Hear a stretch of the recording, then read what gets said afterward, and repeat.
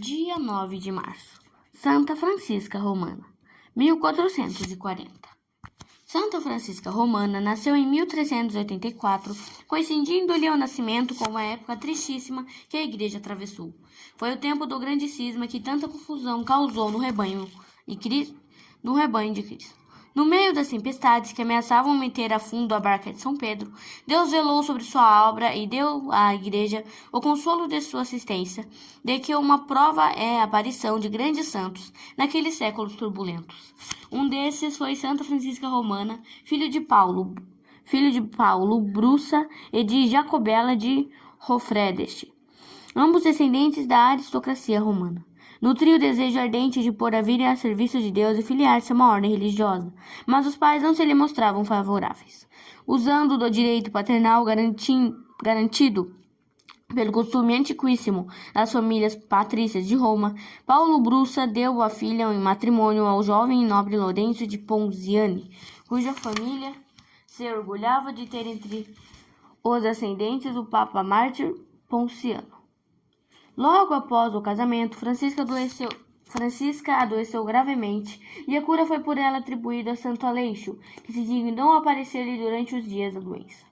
Desde o seu restabelecimento, Francisca se dedicou largamente a obras de caridade, nas casas dos pobres e doentes, nos hospitais ou onde quer que sua presença fosse reclamada. Não era uma caridade que parecia não ter limites. Deus abençoou-lhe o lar, dando-lhe 6 filhos. Com o ano de 1378, vieram sobre a cidade de Roma dias de horror. A igreja não tinha só um, mas 3 papas ao mesmo tempo, e cada um deles se empenhava em ganhar as simpatias de Nápoles. Urbano VI, o papa legitimamente eleito, reconheceu em Carlos de Durazzo, da Casa de Aragão, o herdeiro da rainha Joana II de Nápoles, quando esta, não tendo filhos, legou os direitos a Luís de Anjou. Estavam, pois, em contínua rivalidade a Casa de Anjou e Aragão, cujos representantes respectivos no tempo de Francisca eram Ladislau e Louis II. Devido a esse estado de coisas, Roma tornou-se teatro e joguete dos partidos, conforme os respectivos papas davam apoio a este ou aquele partido. A família dos Ponciani colocou-se ao lado do papa legítimo. O filho de Carlos de Durazzo, Ladislau de Nápoles, tornou-se o terror de Roma. Num desses assaltos à cidade, o marido de Francisca foi gravemente ferido. O cunhado Paluzzo caiu no poder do inimigo e foi como por milagre que o filho mais velho, João Batista, não teve a mesma sorte. Numa segunda invasão, Ladislau obrigou muitos cidadãos e também Lourenço a abandonar a cidade. 3 anos depois apareceu novamente o invasor e dessa vez devastou a cidade de uma maneira bárbara. O palácio de Francisca foi invadido e roubado. A criadagem sofreu os maiores vexames e João Batista foi feito prisioneiro. Para completar a desgraça, apareceram os flagelos da fome e da peste, da qual foram vítimas seus filhos, João Evangelista e Inês. Com a morte do tirano em 1414, vieram tempos mais sossegados e voltaram os prisioneiros e fugitivos.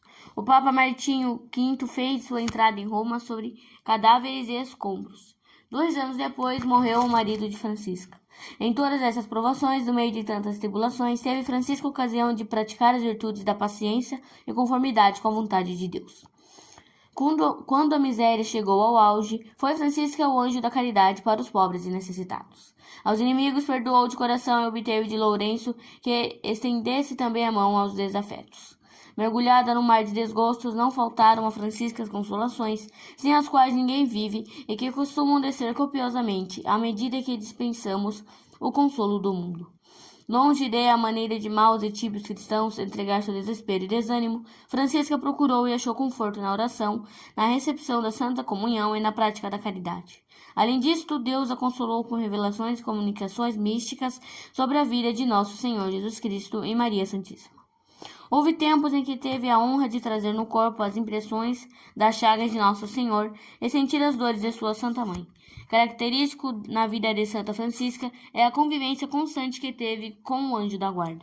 Bem jovem ainda, nos primeiros anos de casada, sentia a presença do anjo que a castigava sensivelmente quando cometia pequenas faltas. Quando perdeu o filhinho evangelista, este lhe apareceu com grande glória, comunicando-lhe sua felicidade na visão de Deus. Disse-lhe também que trouxera do céu um anjo que a acompanharia e seria seu protetor e guia em todas as ocorrências da vida. Este anjo acompanhou Francisca durante 24 anos, tornando-se visível só quando falava com o confessor e quando o inimigo a molestava com fortes tentações. Quando cometia uma inadvertência no serviço de Deus, o anjo não a castigava, mas velava o rosto.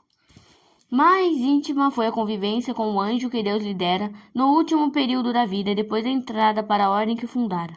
Este anjo lhe era visível e no seu olhar ela lia a resposta a cada pergunta e ao aviso das coisas futuras. Desde a infância era a vida monástica o sonho de ouro de Francisca, sonho que se lhe realizou só no fim da vida.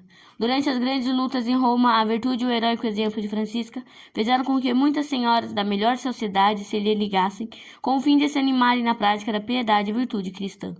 Já no ano de 1425 se formou uma organização de senhoras que se agregaram ao ramo da Ordem Beneditina das Olivetanas de Santa Maria Nuova. Em 1431, a mesma associação recebeu a primeira regra e tomou posse de uma residência perto da igreja Santa Maria em Campitelli. A comunidade compunha-se de 10 senhoras e o pequeno convento tinha o nome de Tor de Speche. Enquanto o marido foi vivo, Francisca não tomou parte na vida da comunidade. Sendo viúva, nada mais a pôde reter. Em 1433, a nova associação recebeu a aprovação do Papa Eugênio IV. Mais uma vez voltou Francisca para a casa dos seus, para tratar do filho Batista, que enfermara gravemente. O filho restabeleceu-se e a mãe morreu em 9 de março de 1440. O corpo foi depositado na igreja de Santa Maria Nuova. Reflexões. Primeiro, criança ainda, Santa Francisca Romana não tolerava que alguém a visse insuficientemente coberta e menos ainda que lhe pusesse a mão irreverentemente. Quanto não pecam os pais quando não têm o cuidado de vestir decentemente os filhos pequenos, expondo-os às vistas curiosas, libidinosas e sensuais? A moda atual que prescreve vestidinho curto é injustificável perante a lei divina, que manda respeitar a decência e o pudor, também nas crianças pequenas.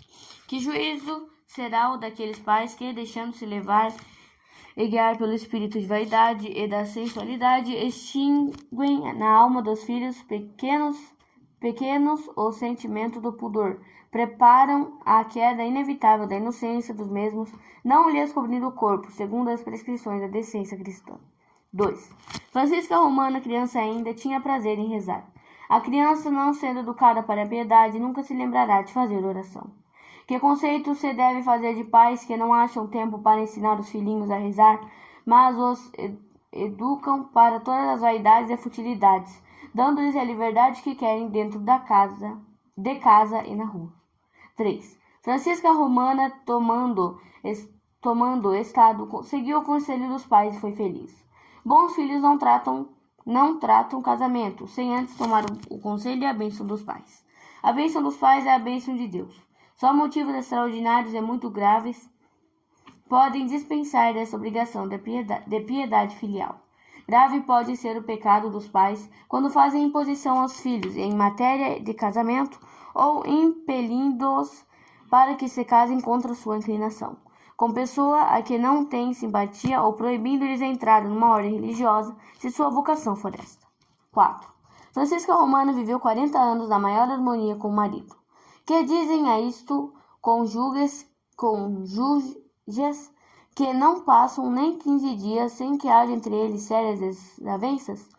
Que dizem a isto cônjuges que, em vez de se amarem e respeitarem, se amaldiçoam e se guerreiam? Poderão ter a bênção de Deus, que é o Deus de paz e de concórdia?